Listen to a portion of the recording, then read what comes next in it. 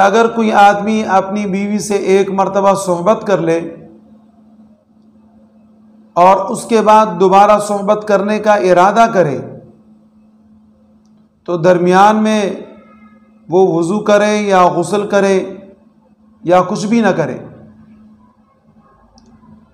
तो देखा जाए हदीस मुबारका के रूह से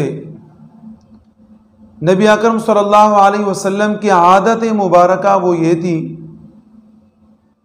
कि एक बीवी के साथ सोहबत कर ली, फिर उसके बाद गुस्ल फरमा लिया और उसके बाद फिर दूसरी बीवी से सोहबत फरमा लेते और फिर उसके बाद गुस्ल करके तीसरी बीवी से सोहबत फरमा लेते। तो इससे तो एक बात हम ये समझ रहे कि ये मसला आसानी से उस वक़्त समझ में आएगा जब आपकी एक के बजाय 2 या 3 या 4 शादियां हों। लेकिन चले हम मान लेते हैं कि अगर आपकी एक ही बीवी है और आपने एक मर्तबा सोहबत कर ली और उसके बाद दोबारा आप सोहबत करने का इरादा करते हैं, तो उसमें आपके ऊपर वज़ू करना भी लाजिम नहीं, गुस्ल करना भी लाजिम नहीं। हाँ, मुनासिब तरीका यह है, औला तरीका और अच्छा तरीका यह है कि आप दरमियान में वज़ू कर लें और उससे भी अच्छा ये कि आप गुस्ल कर लें। इसलिए कि हदीस मुबारका में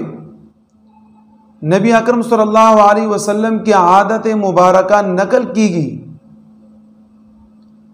कि एक बीवी के बाद दूसरी बीवी के मुलाकात से पहले गुस्ल फरमाते। तो एक सहाबी ने पूछा, अल्लाह के रसूल,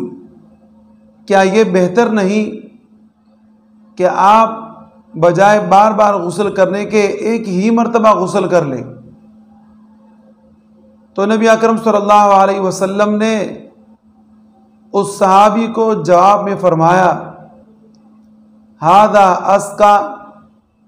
व अतहारू व अत्यबू, ये कोई फ़र्ज नहीं, लाजिम नहीं, वाजिब नहीं, लेकिन ये एक पाकी है कि इंसान को हासिल हो जाती है और एक अच्छा तरीका है और इससे इंसान के सेहत पर बुरे असरात मुरतब नहीं होते। ज़ाहिर है कि आप सोहबत के बाद जब गुस्ल करेंगे तो आपके जिस्म के अंदर जो कमी होगी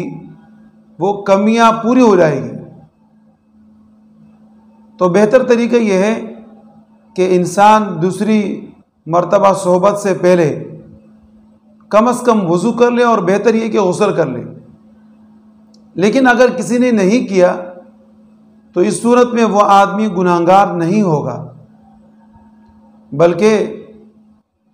बग़ैर किसी गुनाह के वो ताख़ीर के साथ गुस्ल कर सकता है, इसमें कोई हरज नहीं।